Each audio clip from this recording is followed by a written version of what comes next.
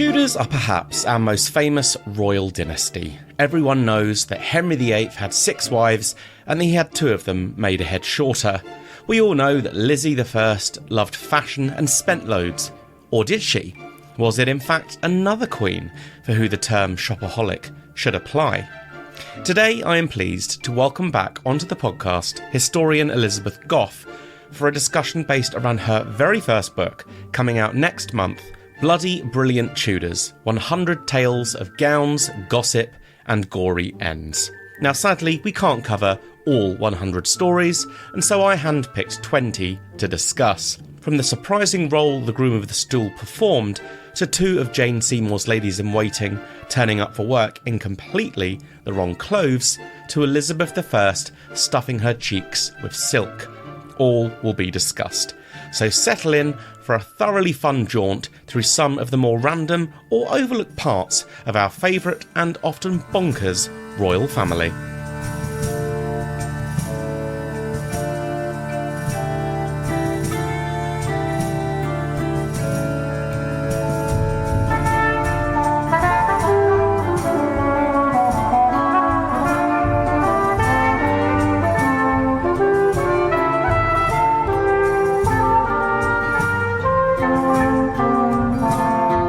Welcome back to the Tudor Chest podcast, episode 120, Brilliant Tudors, 100 Tales of Gowns, Gossip and Gory Ends with Elizabeth Goff.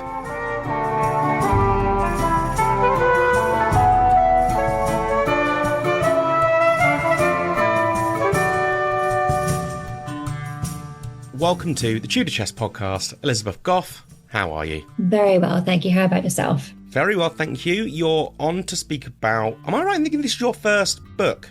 Your first published book? First book, yeah. First published book ever. Which is called Brilliant Tudors, and it is bloody brilliant. I've read it, even though it's not out just yet. For those who would like to get to know you a bit better, can you provide me with a short introduction into your backgrounds, where you grew up and what you do full-time? Well, I grew up on the South Coast, which is a plethora of Tudor and early modern history about it. So I've been very, very lucky. My dad was a history teacher, so he was all things history growing up. So his English heritage was a vibe when I was younger, going to see big reenactment days and things like that. And I just always had a love for the extravagantly dramatic Tudors. And I thought I could put that passion into something, which is where I went onto TikTok to start telling little vignettes, little stories about what I found interesting and see if anybody else found them interesting. And luckily people have. And that's what I've sort of compiled together, 100 of those bloody brilliant tales. Yes, so introduce the book for me. And as you say, it's 100 tales from across the Tudor reign. So introduce the book. And also, how did you go about selecting the stories or the moments that you would feature? The collating the book together was the most difficult process. Writing it was good. I write everything longhand anyway, so I had my I'm an old-fashioned gal. Like I've got hundreds of notebooks just encompassing all of my stories. So that bit I was good about, but the editing of each story, forget about it. I was personally offended each time my publisher was like, "Oh, how about we get rid of this and swap it for that?" Oh my God, no, we can't, because this is this and that is that. And obviously, you are beholden to them because they are right, because they are a big publishing house. But the emotional attachment I have to these people is something I didn't expect. And trying to edit around them and think, oh my God, you're going to miss out on this person if we talk about this person, but maybe I could segue a bit of them into this story and that into that story, because there are so many unknown or lesser known tales. I think it's just fascinating. I love reading about them, and I hope other people find that they're the same. It's just the more interesting little bits and bobs of the kind of sometimes the background players or little lesser known things. So I think the hardest part was editing it to just 100, because there is a plethora of other bits that could go in, truly. But it's been great fun to do. And like you, I really enjoy those little bits, those little stories that are just a bit random or that are comical, things you would overlook, I suppose. And to that end, if you could jump in a time travel machine and you can witness a single moment covered in one story from your book, I appreciate this is probably going to be quite a hard question to answer. What would you choose? I've been thinking about this since you said to come on, and I think not necessarily deeply covered in the book, but it is mentioned, is I'd like to witness Mary the First coronation. I think that would be something really interesting. The first Queen regnant, how they went about it, how they altered it, how they changed it for her, and what it meant, and who was there, because there's going to be the pick of the people, and I just think it'd be fascinating to witness to see how she was, and that was in her moment of absolute triumph, and it kind of went a bit downhill after that for most part, but up until that point, it was pretty good going for her, and it'd be so nice to witness something positive for her. Yeah, and I totally understand. She's a character that's complex, and I get quite angry with the whole Bloody Mary thing. I think it's, I mean, obviously burning nearly 300 people at the stake, not great, but equally, there was a lot more to this woman. She was far more nuanced, and we'll definitely be covering her later on in the episode. As we said a moment ago, Bloody Brilliant Tudors is 100 different stories from across the Tudor reign. Now, obviously, we can't go through all 100, so I've picked 20 that I wanted to discuss with you, because I've picked things that probably quite a few people may not know much about, which is why I sort of chose them. And I'd like to start with the Princes in the Tower. Now, everyone knows about the Princes in the Tower, in particular the fact that they were likely murdered, and most people think it was Richard III. Some crazy kids think Margaret Beaufort, but there are some other names that are actually in the mix. So who were they and why? Poor old Maggie B getting Maggie Boths. yeah, dragged through the mud there. But yes, there were plenty of other people, one of them being Henry Tudor himself.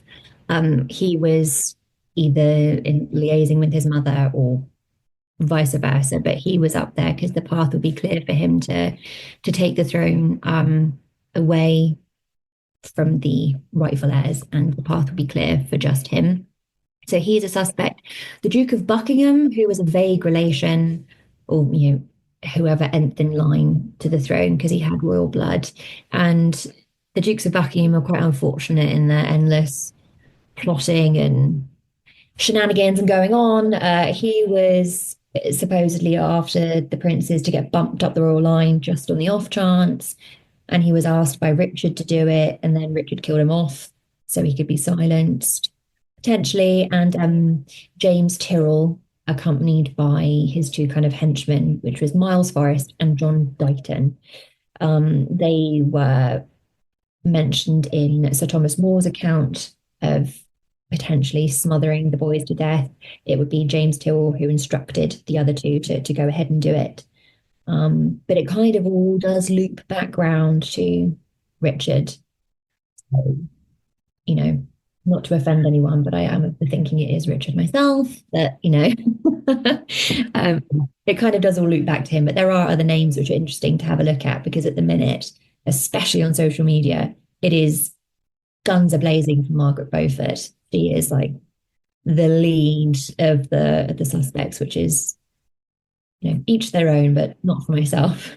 Yeah, and I think two Philippas have a lot to do with that. Philippa Gregory and Philippa Langley, I think, have not helped Margaret's plight whatsoever. When you strip it back and you think about it logically, Margaret Beaufort wasn't involved. It doesn't really make much sense, but to each their own, I suppose. So, talk to me also about the most hated men of Henry VII's reign, Empson and Dudley.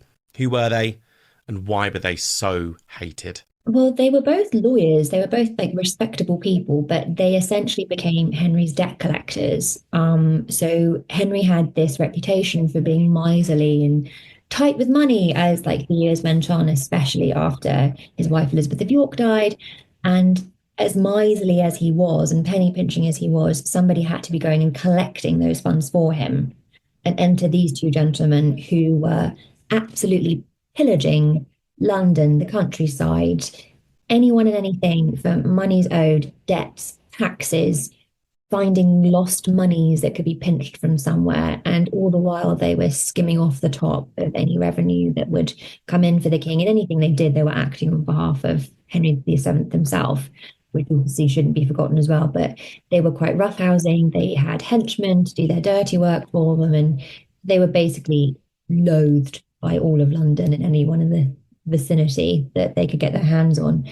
And because of this, Henry VIII's first move as king pretty much was to arrest them both on charges of treason and have them executed jointly, which was quite sweet. Have them both end their lives together. Make Buy moves one, in get one life free. and die at the same time. Yeah, good.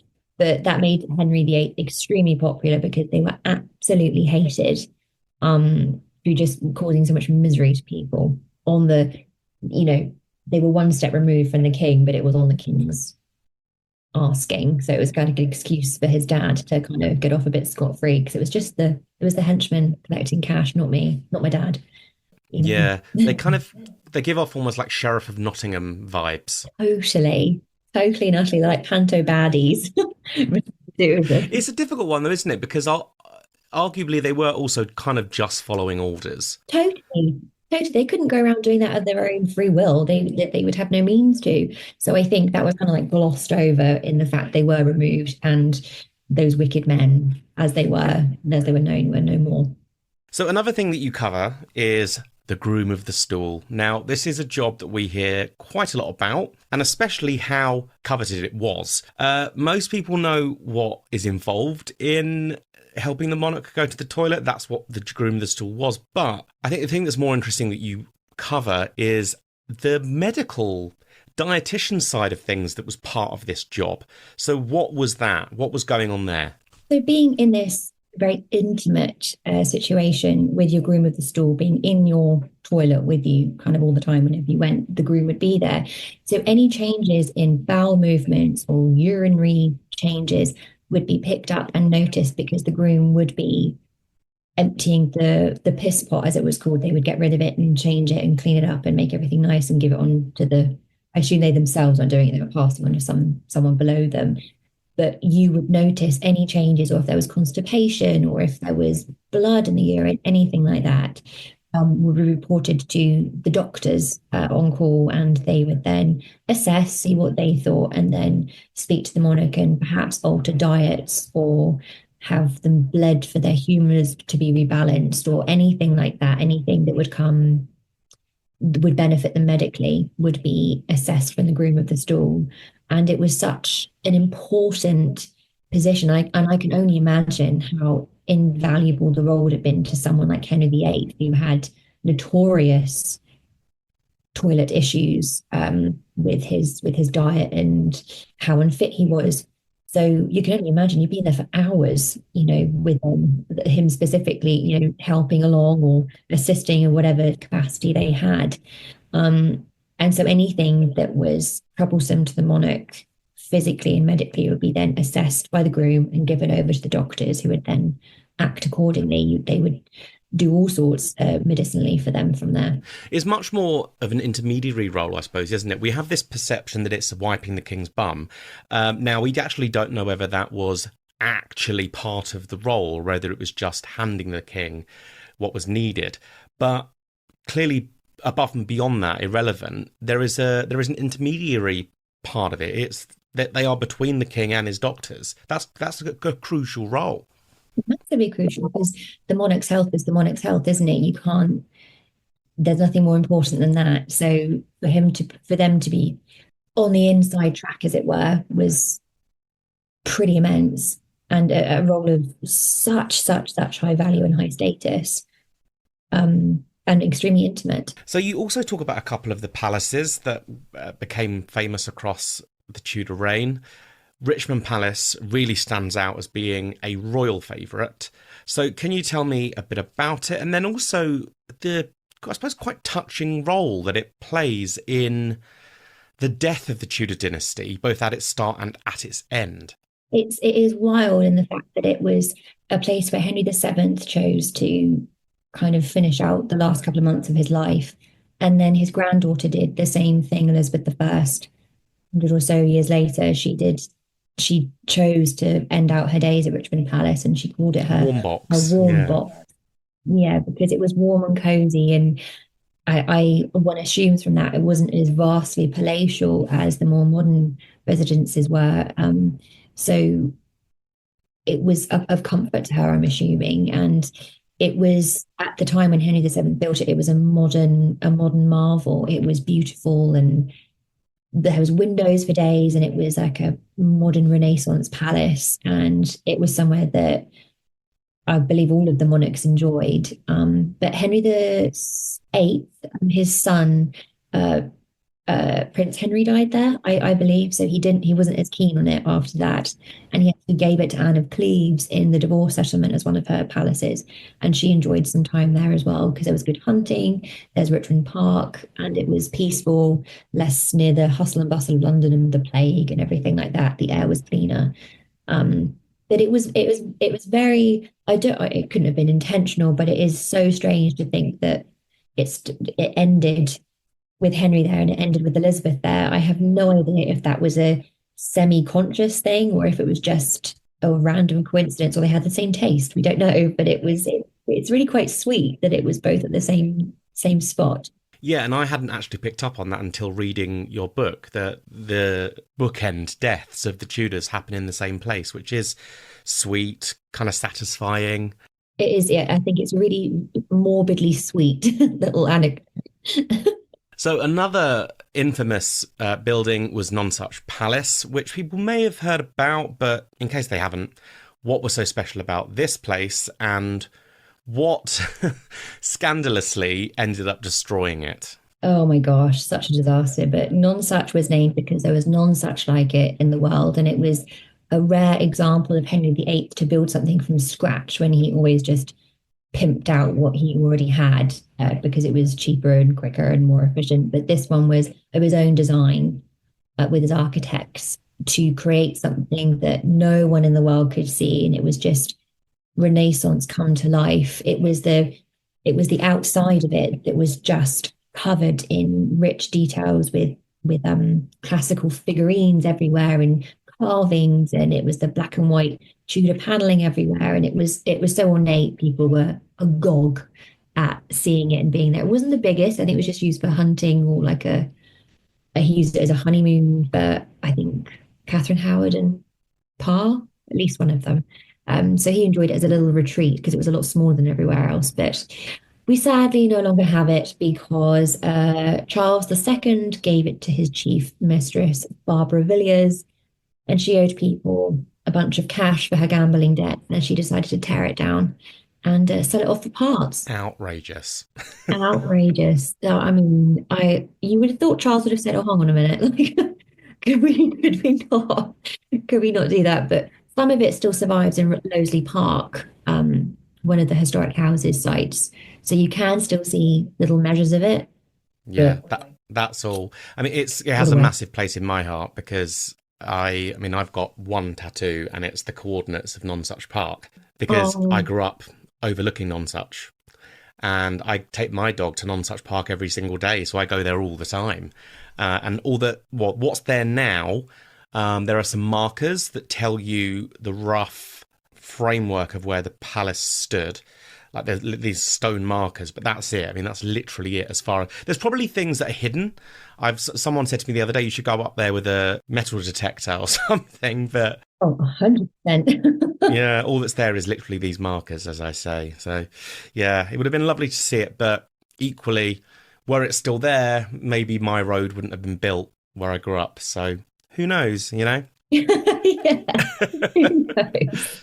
So you also explore the illegitimate children, possibly, of Henry VIII. Now, most people know of Henry Fitzroy and will also know that there's a chance that Mary Boleyn's children were also Henry's, in particular, probably Catherine Carey, less so Henry Carey. But there were several others that were also in the mix, including one with like a proper, almost Anglo-Saxon sounding name, I think Ethelfreda? Ethelreda, yeah, Ethelred Malt. Ethelreda, yeah. So who were these kids and what was notable about when they were said to have been born? Well, if we are to be believed that Anne Boleyn had a bit of a temper, and she didn't care for Henry making eyes at anyone, let alone having children with anyone. The dates of when these children are born come like very close to when she was with Henry. So one can imagine if he was producing sons with these people, I'm not 100% sure she'd have rolled with that and we wouldn't know more about them. But they're mostly, as far as I can remember, they were children of people within his courts. There were some knights that they were the children of, or knight of the guard or the body and things like that. So they are very closely connected. Nothing proved or looked into. It was sometimes just used as like a scandalous, you know, term or a black mark on Henry's name. But the names are Thomas Stuckley, Richard Edwards, Ethelred de Malt, and John Perrot or Perrot.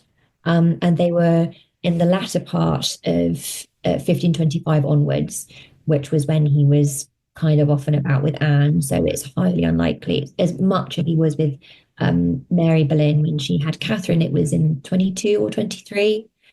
That falls in line, and Henry Carey is that little bit later. So it's kind of on the cusp of not 100% sure if it would be Henry's or not. But these other children are that far into his relationship with Anne. It's entirely possible, but I think it's kind of reaching in the dark to say that they were anything connected to Henry in that respect, because I think Anne would have lost her mind if on I personally believe.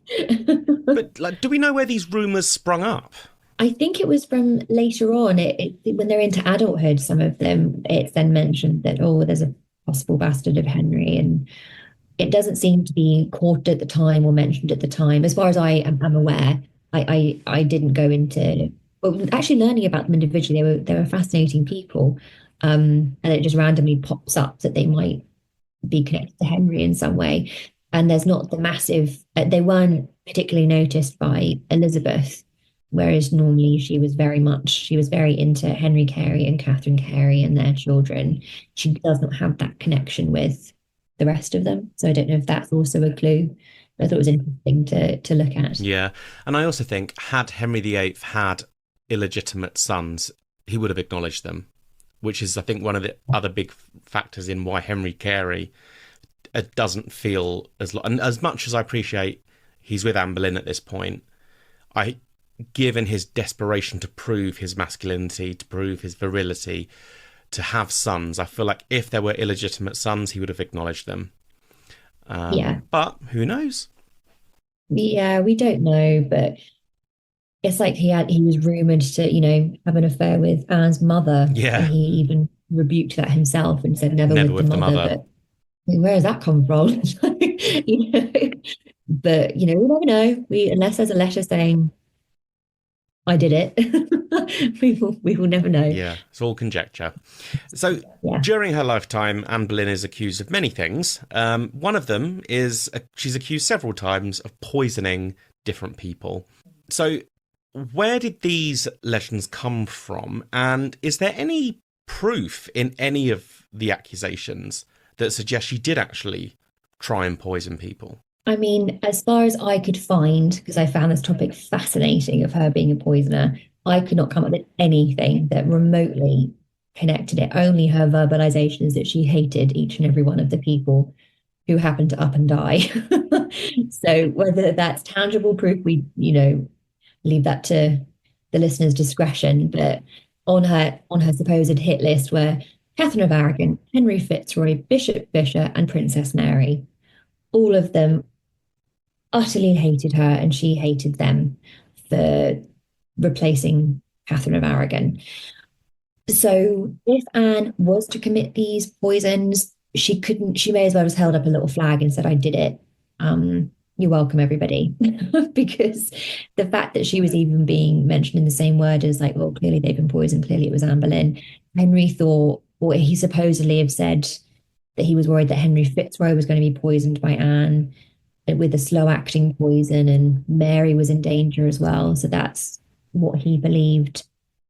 It was just a little excuse. I'm not 100% sure. It's just easy to blame Anne. And Henry even said at the time when Bishop Fisher was poisoned, when people were blaming Anne, he said, oh, it's so easy to point the finger to her because she's public enemy number one. So even he, yeah, he registered it at the time. So for him to then backtrack as well is pretty laughable. But I believe it was Chapuis who'd said Catherine of Aragon was likely poisoned, and obviously it's Anne or one of the Boleyn faction.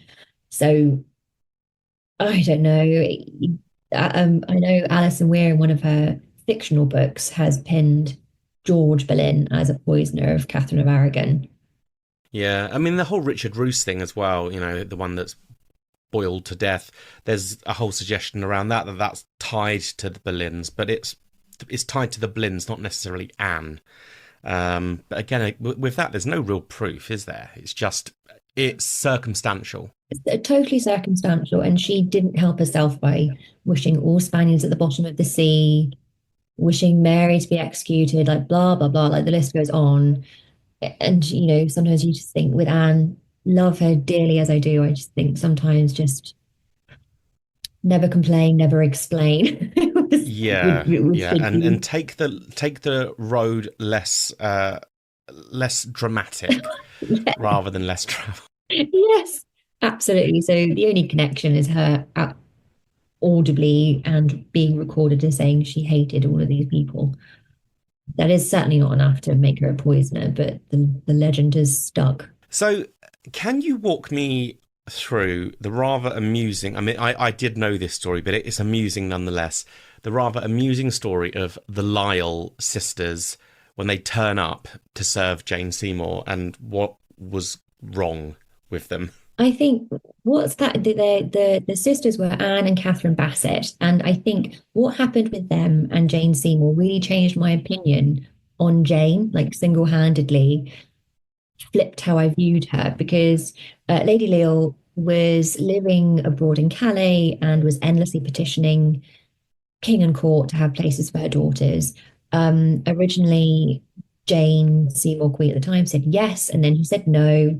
And then she said, I'll have one, not the other. And then she managed to wrangle her way in, and both daughters were shipped over. And Jane said, I'll pick one, and the other one can find work somewhere else. The girls came over and visited Jane at Hampton Court, and they were dressed in the French fashion, coming from over that way anyway. And Anne had just been queen, and everybody loved the French hoods. The whole court had swapped into wearing the gable hoods that Jane favoured. So they were already out of place. And both girls were said to be very, very attractive. And when Jane Seymour saw them, she was like, oh, uh, you're wearing the wrong gear. You're both very attractive. I don't know how I feel. I don't know if that's me inferring, but it was very much like when you read it, you're like, oh, Jane, don't. And so she picks the younger sister, Anne, and says, Catherine, you can go off and employ somewhere else, which she does. And she originally tells Anne, you can wear your French gowns, and then you have to then reclothe yourself in the English fashions because gowns are very expensive. Apparently, Henry VIII was then overheard glancing Anne and Catherine's way and saying he should have tarried a while before marrying in haste because there were such pretty maids about. Either Jane heard or was told, and then Anne Bassett was swiftly told to change all her gowns immediately into the English fashions double quick. And then she could stay on and look after the Queen in her role as lady in waiting. But I don't know whether it was Jane being steely, not knowing how to be a queen, or just enacting her rules, which she was fully in the privilege to do, but she's a steely woman. It felt like to have these poor girls come over and be like, no, but yes, actually, no, get out. Do you know what I actually wonder is, did it almost look a bit like Mary and Anne Boleyn reborn? Because these are two young women who've come over from France, both pretty, both wearing the French style. And we know, obviously, what became of Mary Boleyn and Anne Boleyn. And I'm sure Jane Seymour would have known that story. So maybe there's something there about like, oh, this is like Mary and Anne 2.0. That is fascinating. And I didn't even think about it like that, but it absolutely makes sense. I'm not having this again. Yeah. And actually, on Jane Seymour, what I love about, you probably are aware of this, but Beth Norton's book coming out later this year is the most detailed examination of Jane Seymour. And whenever I've spoken to her about it, she's like, Jane's horrible. I've discovered so much stuff that she's a complete cow. So, like, because most of us view her as the human form of beige. And by all account, well, according to Beth, she's like, no, she was horrible. Exactly, and that what proved me because I read that story, and I researched the story, and I was like, God, I don't like you. And then when I'd heard, I don't know if it was on your podcast or somewhere else, and she said she's not pleasant, and I was like, I agree, I concur. It's not just me being a bit hard on her. I was like, no, she doesn't come over as that way at all. And as you say, beige beyond. But you get down to the nitty-gritty, you're like, oh, actually, no. So, another fun-ish tale, the aftermath of Henry VIII's death. It's not exactly dignified. His corpse likely burst, but shockingly, to Henry VIII himself known, his final resting place was to be far less grand than he'd intended. So, what were Henry VIII's actual plans? And then, what I find fascinating is that, like, elements of his tomb end up being used literally centuries later for Lord Nelson, of all people. So what on earth was going on there? I love the fact I think he'd be mortified that he was just left in an unmarked vault for centuries. I think that's the ultimate karma. And that people walk over him without realising it. It's just great. Exactly. It is quite marvellous. But he had several visions for his tomb. He had an original one that he used his parents' designer. He used him, and then he abandoned that when he abandoned Catherine of Aragon, and he went for something else, something bigger that wouldn't fit in Westminster Abbey. So he went to St George's Chapel in Windsor, and he designed something akin to, he had three life-size models of himself. One was on horseback. He had an effigy of himself and Jane Seymour. There was angels and saints and the whole shebang, and it was absolutely huge, and one would assume inordinately expensive. So the plans were there, the designs were there. He pinched a massive, I think, black marble sarcophagus from Cardinal Wolsey, because he had a very simple grave in the end. He'd pinched this massive thing to then have somewhere in his plans. And when he died, his son and both his daughters did not complete anything to do with his vision whatsoever. And in Elizabeth I's reign, bits and bobs of the tomb were in like a side room at Windsor. And it was noted that, bits of stuff that have been left over from Henry that have never been used or finished. And then somehow we as a nation decided to bequeath this big black sarcophagus to Lord Nelson. And that's what you see today in St Paul's Cathedral, is actually Cardinal Wolsey's, then Henry's, then Nelson's of all the most bizarre thing. And one can only assume because they were gathering dust in a little side chapel or side room. You think, oh, we could reuse this. And there were some angels that were found on I believe some gates on a manor house somewhere that we used. But for Henry, yeah, some of the angels. Yeah, and so these are just scattered all over the place. And he ultimately he was unmarked until, was it George III or one of the Georges decided to put a plain slab on and said, "Here he is underneath." Yeah, and as I say, it's one of those. It's he's right in the nave of St George's Chapel, Windsor, but you could easily be forgiven for quite literally walking over him, which is, as I say, it's actually quite satisfying given that we know what an arsehole he was at the end. He'll be spinning. So a truly missing figure from Tudor England is Lady Mary Seymour. So who was this likely little girl when she died? But there's conspiracy theories. What happened to this young woman? Mary Seymour is the daughter of Catherine Parr and Thomas Seymour, and she was born at Sudeley Castle, which is a beautiful place to go and visit. It's still there now. It's stunning, yeah. It's beautiful in the Cotswolds.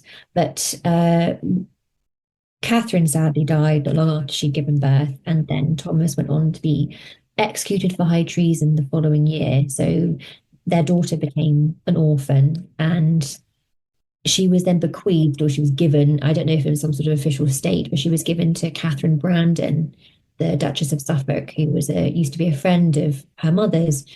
And Catherine was quite irked at having to keep little Mary Seymour in the state of queen, because she, or queen, but princess, daughter of a queen. So what kind of is her role? Was she a princess? Is she a daughter of nobility? Like, where does she fall? But she had great amount of stuffs. I think Catherine said that stuffs to come to her house. She's like, I've got to pay for all this and keep her upkeep as her dead parents would see fit. And it's really expensive. And she leaned on the crown and they were like, not really. She's not really important to us. So Catherine Brandon looked after her. And then after the age of two, Mary disappears.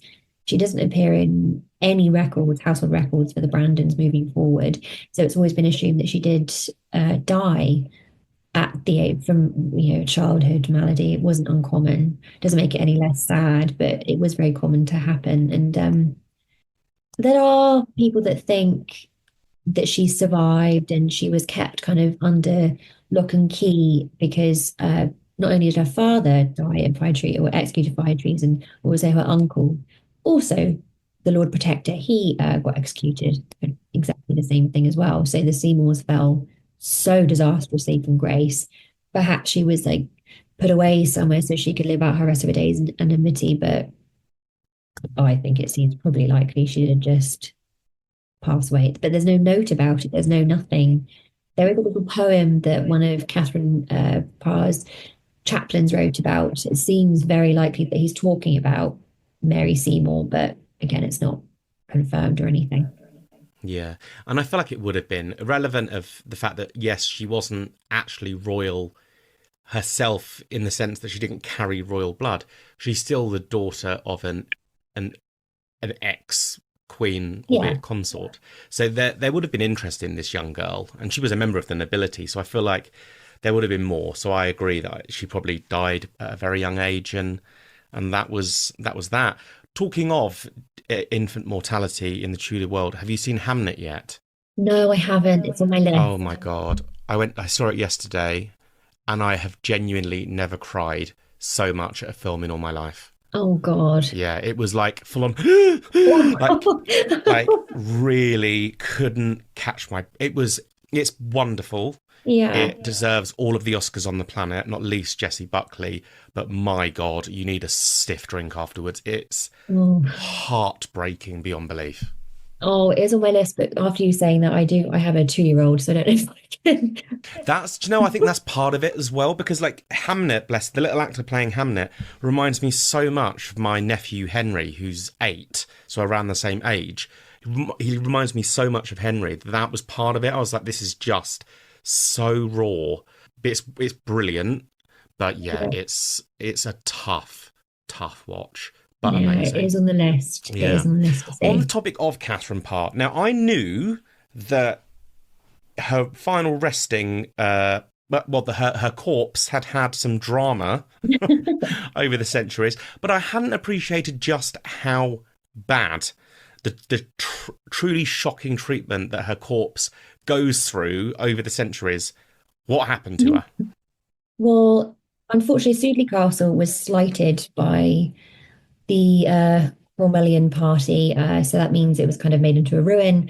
And then I think it was in the 1700s, Sudeley was in disarray, and a local man came to have a poke around and have a look. And he knew Catherine Parr was buried there. So he went to go and have an investigation. And he found her because she had a huge tomb that Thomas Seymour had commissioned that had all gone. So I think didn't have to dig very deep to find her. And he found her leaden coffin perfectly preserved, and it had a lead plate, I believe, on the front of it saying who it was. And so he opened it up, had a look, and he pierced through the cerecloth, and her flesh was fresh. It was moist and juicy as much as a dead body could be. He couldn't believe it, and shocked at what he found, covered it up, went about his day. Somebody else heard about what he'd done. They went back, they uncovered her face. and saw that she was indeed Catherine Parr because she looked like Catherine Parr. She was the same as her portraits, which they found incredible. And they decided to pinch some teeth and some hair and cut some of her gown away. And then because I assume the oxygen got to the skin and the body, it started to collapse and disintegrate. They were a bit horrified, covered her up, put her back down again. A couple of years later, more people came, dug her up, had a look. People did sketches, people took more teeth. So it was kind of a back and forth of open her up, close her again. And I think there was, I believe, little kind of sneaky tours at one time. People would come and with little groups and take a look at this Henry's queen, in her final resting place. And then a local priest said, this is getting enough now. We need to bury her properly. Hired a group of lads to bury her. They got drunk and also uncovered her, pulled her completely from her coffin and pulled off her head, mutilated her, I believe, played football with her head, pulled out all her teeth, all her hair, and did various other revolting things and threw her on a rubbish heap and then buried her upside down. And so bizarre, of all things to do.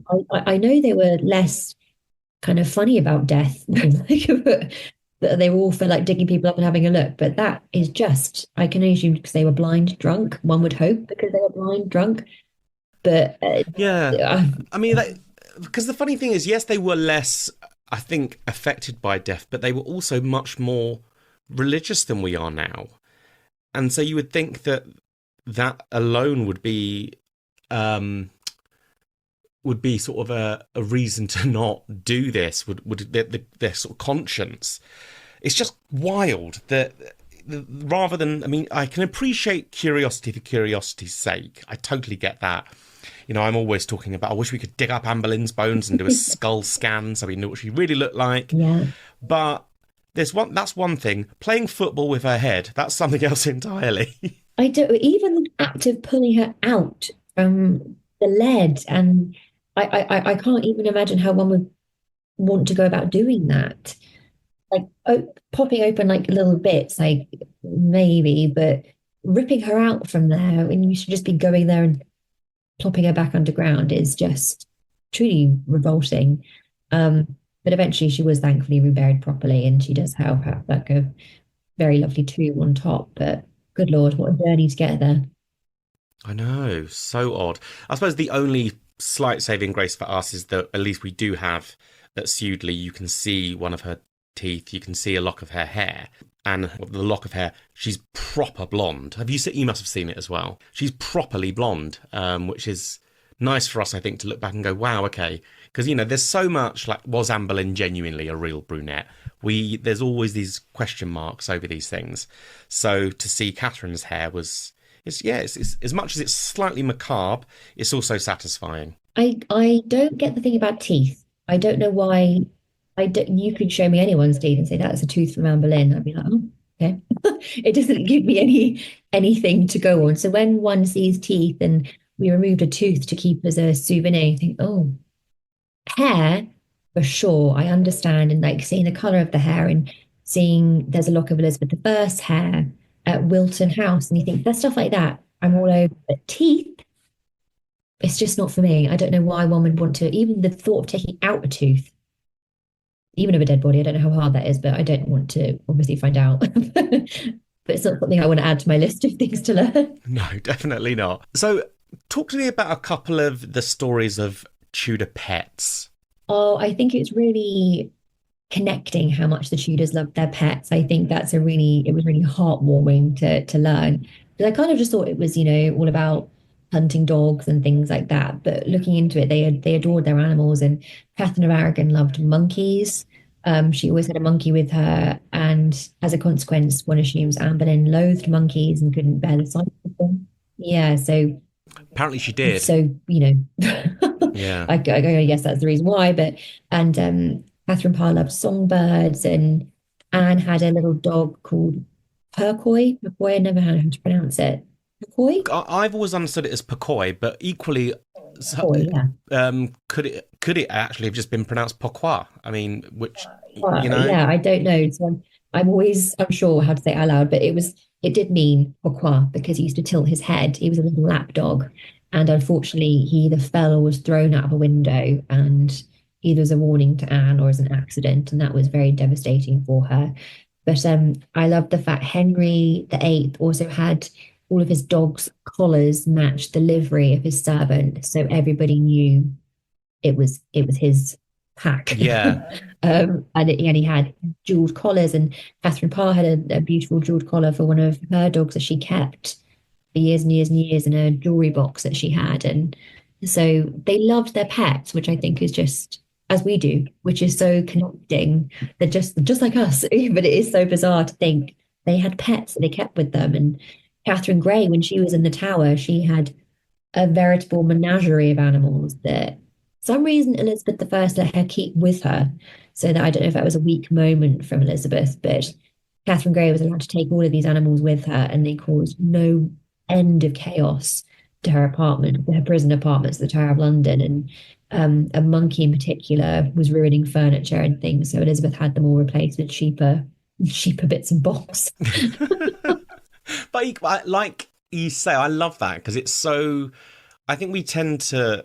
This is so generalised, but I do think we tend to forget that the Tudors were actually real people. Yes. They weren't figures from the past. They were living, breathing people. And their pets would have behaved no differently to pets today. Totally. Totally and utterly. So I'd also like to chat to you about the rivalry that you examined between Catherine Howard and her stepdaughter, Princess Mary. Was the rivalry actually real? And if so, what evidence is there? Were there public spats, for example? The feeling between Catherine Howard and Princess Mary was not hidden, and it wasn't certainly wasn't behind closed doors. It was apparently quite obvious to the people around them all that Catherine didn't particularly, I don't say didn't care for Mary, I don't think that's the right wording, was unsure how to behave with Mary because Catherine was perhaps 5 years younger-ish, depending on when you believe her birth date is. I think it's about 5 years from Mary. So Mary was 24 at the time. And Mary had had hundreds of stepmothers at this point, like they'd been rattling through them like there's no tomorrow. And Catherine Howard came from the Howard family, connected to the Boleyn family, and Mary obviously didn't have very good things to say about the Boleyn. So that was an instant kind of turn off. And Mary, I believe at the time, was very wary of people, wary of her father. She was very battle scarred for only being 24. And Catherine Howard was young, fun, happy, carefree, kind of going up in the world. She was loving life. And I don't know how Mary would have felt about that. It must have been so unbelievably difficult for her emotionally. Spiritually, Mary was so religious and trying to especially she'd come from Anne of Cleves and she had a very good relationship with the previous wife, Anne of Cleves, to then go to this very young girl must have been a whirlwind for her to try and work with.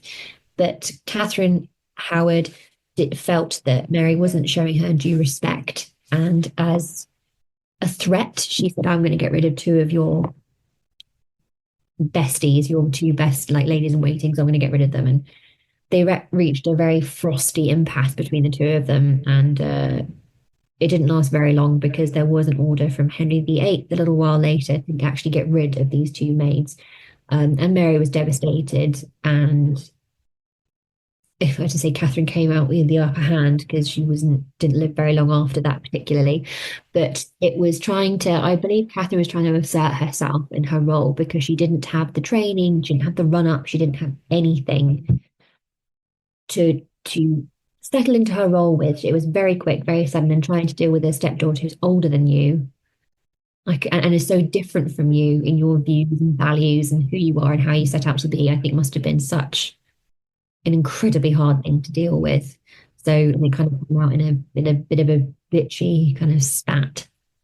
Yeah, and I think you can sympathise actually with both of their situations. I think it's entirely logical that Mary would have literally been rolling her eyes every time Catherine entered the room, and sort of baffled by the decisions her father was taking.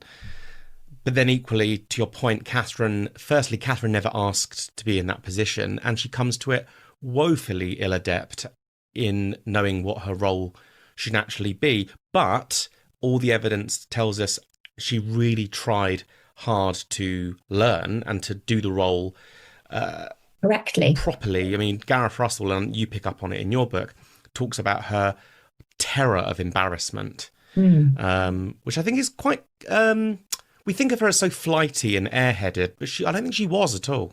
I know, I don't. And I think that's really not helped by portrayals on screen. I think that's something that is really, especially like with the Tudors, that it's not a great version of Catherine.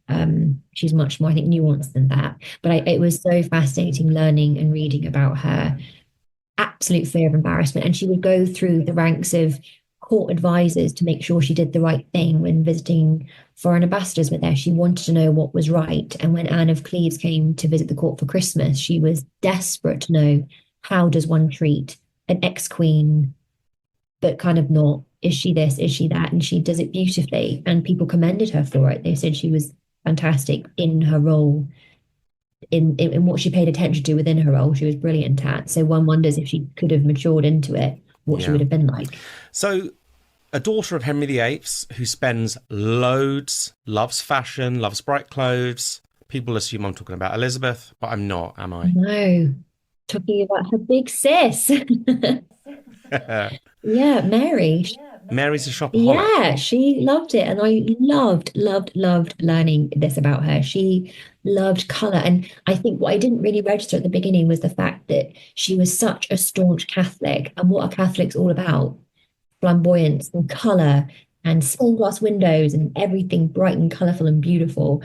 And that she then adapted that into her own way of life. And when she had access to the royal coffers as queen, you could see her bling before you knew who she was, because she was just multifaceted, blinged out, diamond out, jeweled out, color from every part of her.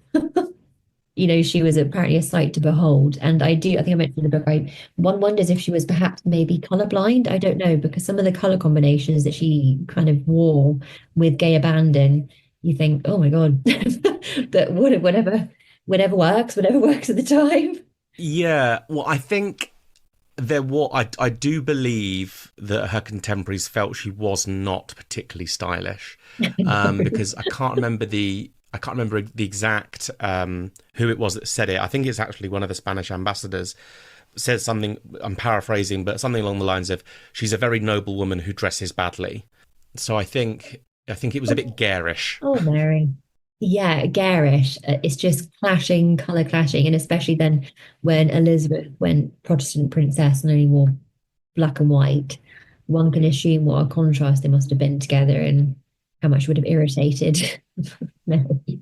But she was very giving though with her love of stuff. She always would give gifts to people who she loved, and she gave very generously as well. But she loved fashion and jewels and clothing and shoes and everything. Which is lovely, because I think people have this perception, don't they, that she was sort of quite grave and dour.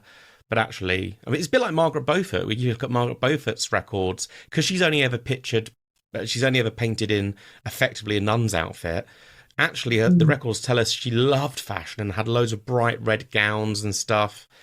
It's that dichotomy between what people think they were versus actually what's in the records. And again, I think being portrayed in films and TV shows doesn't help for, I think, any of these women in particular, but that's why I think you've covered it before in Becoming Elizabeth, when you have Mary portrayed there so beautifully. That should be more of an image of Mary that we have, rather than like the Kathy Bates. Is it Kathy Bates? Kathy Burke. Kathy Burke in Elizabeth and stuff. Like, no. Yeah, there's nothing wrong with Kathy Burke's performance. It's the character that she's been given that is just... I mean, that film is... Both films, I love the films, but they are actually, when you look back on them now, you go, oh, these are like so hugely anti-Catholic. Everything, the way Mary's court is designed, it's almost cancerous, like the black spiky entrance to her chambers, and then Elizabeth is in a crypt. Yeah, and like Elizabeth's in a field and it's all brightly coloured. It's so heavy. They're not being subtle with how they want these women pitted against each other, which is why something like Becoming Elizabeth was so refreshing. It was such a lovely thing to see as well. It's such a shame we didn't have more. Yes, and it should have been called Becoming Mary because, frankly, I think she came out of it the best of any of them. Um, of On the topic of Elizabeth, talk to me about the Bisley boy. Who is he? Well, didn't you know Elizabeth the First was a man? Did you not know? The legend of the Bisley Boy tale was such that when Elizabeth was about 10, there was plague near London, so she was going to be removed to the village of Bisley. And on the way, she contracted the plague or some sort of illness and died. So Kat Ashley, her carer at the time, was absolutely horrified because it was said that Henry was going to make a visit and a detour to go and see her in her new residence. So even though Elizabeth was a bastard at the time and so beyond going to get the throne in any way possible, she was still Henry's child. So he had to, she couldn't just be bumped off and that would be that. It would be prices to pay. So Kat supposedly went into the village and tried to find a girl to match Elizabeth. Couldn't find anyone, but found a boy who was the same height and colouring as Elizabeth, and one assumes whose voice hadn't broken quite yet, and came to then take Elizabeth's place. And when Henry came to see her because he was of poor vision and needed glasses, by that point in his life, in I assume a hood or a cap and whatever, he passed off, and Elizabeth Gowns passed off as her.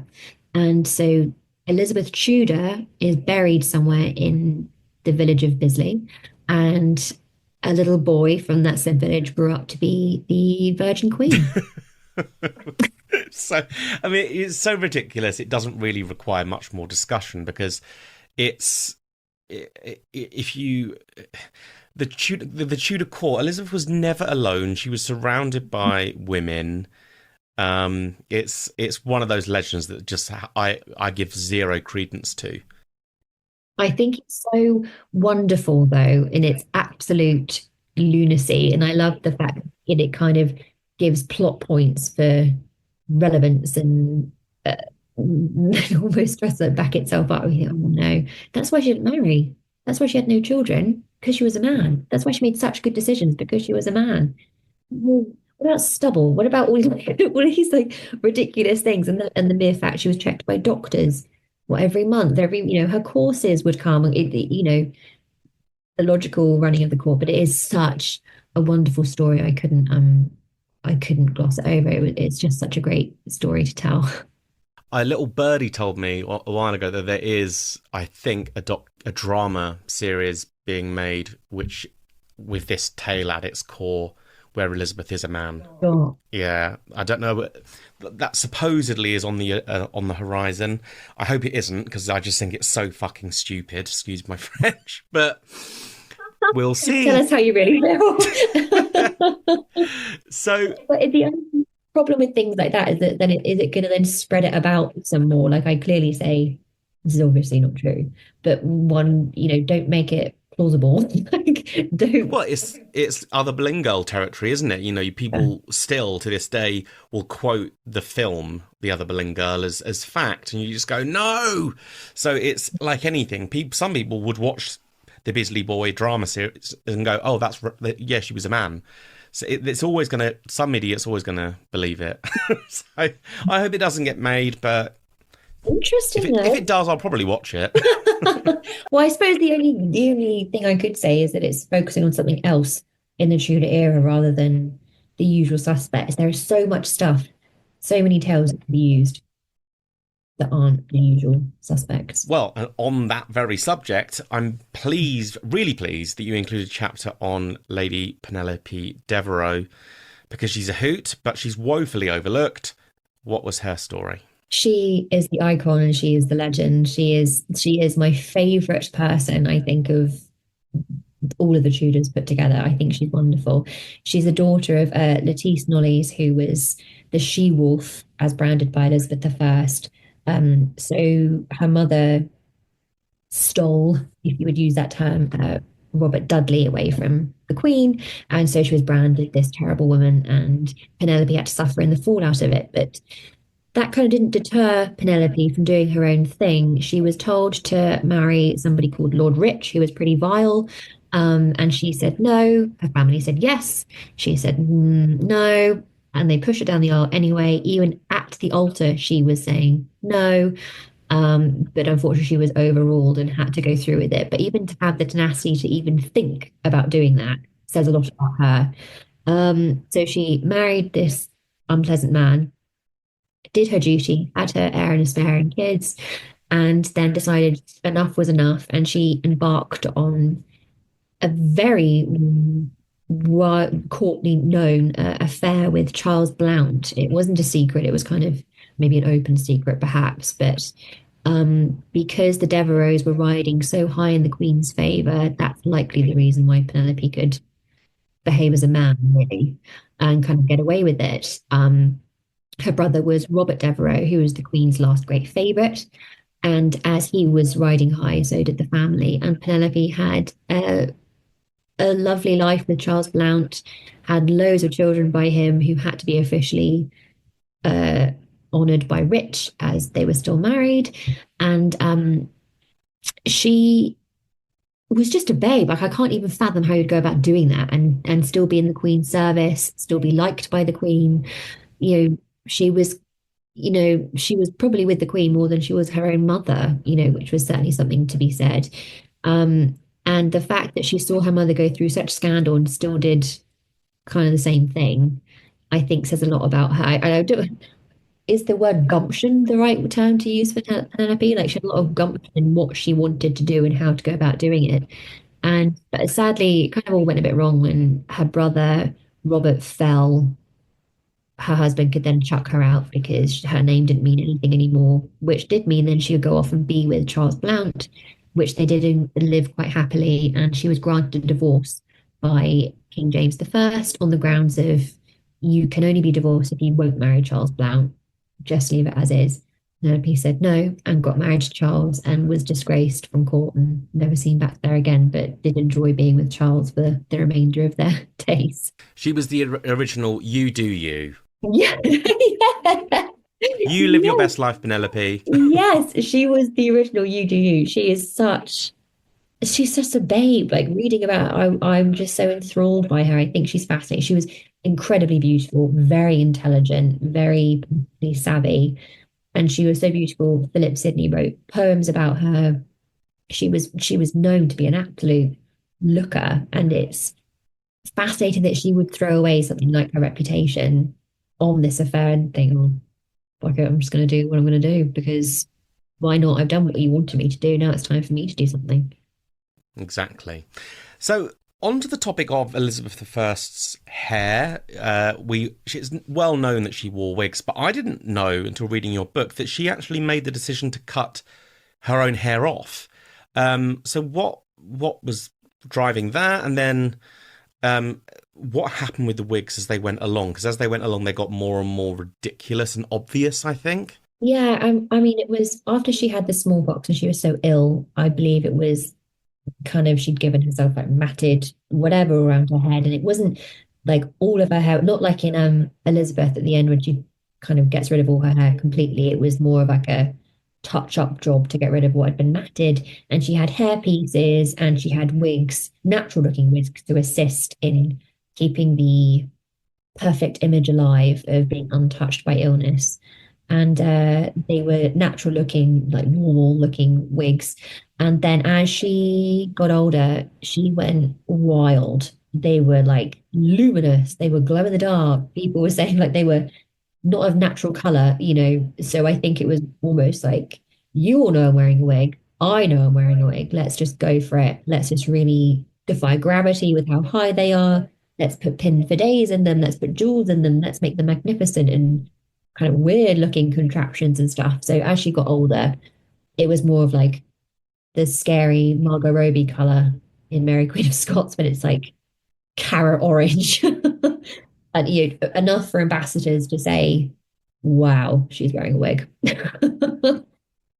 But I suppose, like 100 years later, it's exactly what they're doing at the court of Louis XVI and Marie Antoinette. The Yeah. wigs get ridiculous, so it's just one of those things. Yeah, exactly. But one wonders if she ever, I mean, I couldn't find it anywhere, but if she even like veered off from her natural kind of hue and did like did she do purple? Did she do, it must be to do with the dyes or whatever, but like can you imagine if she actually had like a variety of colors that she chose, but she seemed to have stuck with like various degrees of red and their kind of crazy coloring. But she certainly wasn't bold. I think that was also a massive misconception that she was just bold as can be, but she wasn't. She had hair until she was really old, like in her late 60s, she still had hair. So she just kind of, and I want to assume she could have protected it by having these endless wigs as she kind of went through her days. But yes, as she got older, that became like kind of that vaguely clown-like image that we have of her in kind of pop culture and stuff with the white face, red lips, and carrot hair, like flame hair. That's kind of the imagery, which is probably she was veering more towards the end of her life, but it certainly wasn't the case for when she was younger. So her dodgy teeth are another part of her reign that's come down the centuries. Most people know, well, a lot of people have this perception, don't they, that and everyone in the past, the medieval period, the early Tudor, they all had really dodgy teeth, and actually they didn't, because sugar wasn't really much of a thing until the reign of Elizabeth I.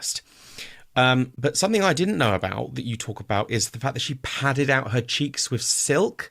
So what was going on there? And then how did that impact her ability to speak?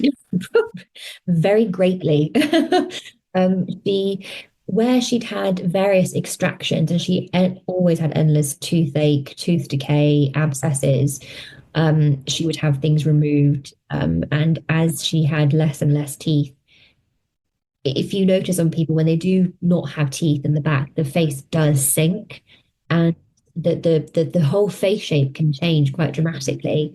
And as she had lost so much, and she was a very thin woman. She didn't care for food particularly. She wasn't a big eater in any way. She didn't, I don't think she had a healthy diet in any way whatsoever. So she was very thin as it was. And then to lose these teeth, you had no like buccal fat cells to bolster your face, and you obviously want to be plump and youthful looking. So to do that, she'd have ripped bits of silk strips and she'd roll them up into a ball and stuff them into her cheeks.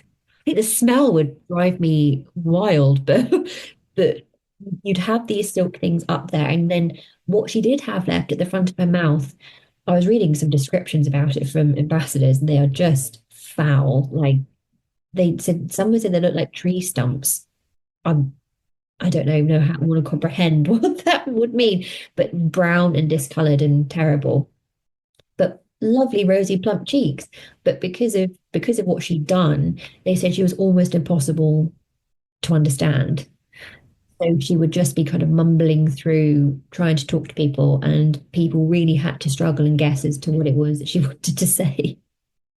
It reminds me, I remember like not long ago having a filling, and obviously they put like those sort of sponge things in your mouth and that's the sort of image I'm getting of it, is that and it would just be so uncomfortable, and I think anything in the mouth that's alien always feels horrific. So to do it deliberately is, yeah, it doesn't bear thinking about. If you would do it maybe from afar, if you were going on like horseback somewhere and showing yourself off to the people and you're not speaking, Yeah, that I can kind of see, but but holding court, I just don't know. And all I could really think about was reading and doing this research, how much she'd love filler and Botox and oh, she'd be all over it. and can you imagine what that woman would have had done?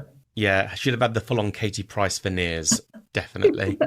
I can just, the right, I thought, oh my God, she'd love it. She would love it. And just skincare regimen, she would be all over it. Yeah.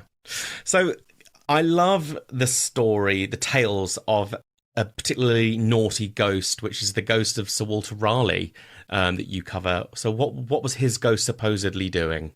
Oh, Raleigh, he's quite fun. He was in the Tower of London for 13 years in what we know as the Bloody Tower. And he used to go for walks on the battlements, which would become known as Raleigh's Walk. And after he was executed, supposedly you could see him doing his walk, but as the years went by, it was built on for homes for the yeoman warders. And apparently he had a bit of a penchant for the wives of the warders. And he would, where he would walk, they had their bathrooms kind of built. And particularly when women were running a bath, they would bending over to do the taps, they would have quite a sharp slap on the bottom, and they would understand it was Riley. I said, Riley, not now, please. I'm busy. And you would hear a gentleman's laughter kind of wandering off into the distance, which they thought was Riley chuckling at what he'd done. It's such a good story. I mean, it's a bit far-fetched, but it's kind of fun. It's a bit carry on, isn't it? It's very carry on. Yeah, it's very Sid James and Yeah. Barbara Windsor. But I like it. It's a fun little story. Not everything. It's like not everything is deathly dark in the tower. I think that's what I what I got from that. Every other story there is tragic and sad, as it should be, but that really just made me laugh. So my very final story that I wanted to pick up is really a devastating loss for us, which is the Queen's dresses, the dresses of Elizabeth I, potentially earlier queens, including the wives of Henry VIII. And it's all thanks mostly to that swine James I. So what happened? When James came to the throne, Elizabeth had like something like 2,000 dresses in the royal wardrobes, not even counting dresses from Queen's past. So of her own stock, she had 2,000-ish. And Anne of Denmark, his wife, would use them for parties. She'd have them redone because they're all very expensive. So she'd use them for masks and everything to, It was like fancy dress, wasn't it? oh, yeah, she'd chop them up, the ones she didn't want to use and stuff. And other ones she did want to reuse, she'd have them redesigned for the new fashions, which, reduce, reuse, recycle. I understand, but what a shame in itself. But anyway, by and by that, when she passed away, James already had his heir and a spare. So he said, I'm definitely not going to get married again. And he had penchants for gentlemen instead. So he was like, no way am I doing this again. So he decided to sell off all of the Queen's wardrobe. And that was not just his wife's, that was the historical Queen's wardrobes that were held. I think there was one at the Tower, there was some at Windsor, they were kind of dotted all over the place, but all of it. And I can't remember the specific words, but it was like Queens and Queens past or something like that. And it's such a wild sentence. You think, I'm sorry, what? How far back is this? Who are you referring to? And yeah, what do you mean? And like, and also like there's gonna be a monarch after you, James. There's no need to get rid of you can't need cash that badly to destroy everything. What if like your son's wife would like to have something involved with the with the queenly wardrobe? But no, he sold it all, and it was the Earl of Dunbar. He went off, was assigned to sell everything, and he did. And it beggars belief because what I find so baffling is the lack of survivals. I mean, I'm convinced that there must somewhere in someone's attic there must be a French hood just kicking about. There must be somewhere. Yeah. Like, how is not a single? I mean, we've got the Baxton altar cloth, which is very likely a piece of a dress of Elizabeth I. But I think beyond that, there's almost nothing. Certainly no actual original gable hoods, French hoods. There's a hat that might belong to Henry VIII. But other than, like, there's no survivors, which is wild when you think about just how much stuff there would have been. And it's just so infuriating that there was clearly this huge back catalogue of gowns of the Queen's that were just, that for whatever reason they thought, we don't need to hold this on, this isn't for posterity. But 500 years later, we'd kill to take a look at. It's just so devastating, isn't it? I know. It's such a sad state of affairs. And I think with all like the destroying of so many royal palaces from Cromwell and everything, and our Civil War and stuff, you think there was such in that Stuart period, you think there was so much damage that was done. And it's such a shame that, and for seemingly nonsensical reasons, like you didn't need to sell off all the Queen's wardrobe. There was no real monetary need to do that, and there's no need to destroy Sudley Castle or whatever. For goodness sake, like get a grip, people. Yeah, the Stuarts and Hanoverians have a lot to Yes, answer for as far as losing things. Well, thank you very much for coming on the podcast again. This has been so fun, and it's such a wonderful book. So for people who are interested to pre-order, because the book isn't out yet, when does it come out, and where will people be able to find it? The book comes out on February 19th, and it is up for pre-order from History Press, Waterstones, Hatchards, Amazon, anywhere you can get your books. It is all over the place. Wonderful. And for those who want to keep up to date with what you do, where can people find you across social media? The handle is The Historical Gal on all variations. It's mainly Instagram and TikTok. Are you able to say what you're working on next? Are you going to be writing another book? Germinating book 2 at the minute. And also it is and it's going to be a lot of promo for the book this year and things. I've been invited to do stuff, which is really lovely. And a possibility of a podcast is it later on this year. That's my aim to get started, because so many people have asked for a long time, and I think now is the time to go for it. That's on my agenda this year. Amazing. Well, I'll happily welcome you to the podcast family. Thank you. Come on mine. Absolutely, I'd love to. Well, thank you very much again, and we'll hopefully speak soon. Thank you so much for having me. That brings me to the end of this week's episode of the Tudor Chess podcast. Thank you very much for listening, and a big thank you to Elizabeth for coming back onto the podcast. I have read the book already, so I can tell you folks it's a hoot. As I said, we only covered 20 out of 100 of the stories, so go over to Amazon or any good bookshop and do a little pre-order. You will not want to miss it. Thank you again for listening to the Tudor Chess podcast, and chat to you next week.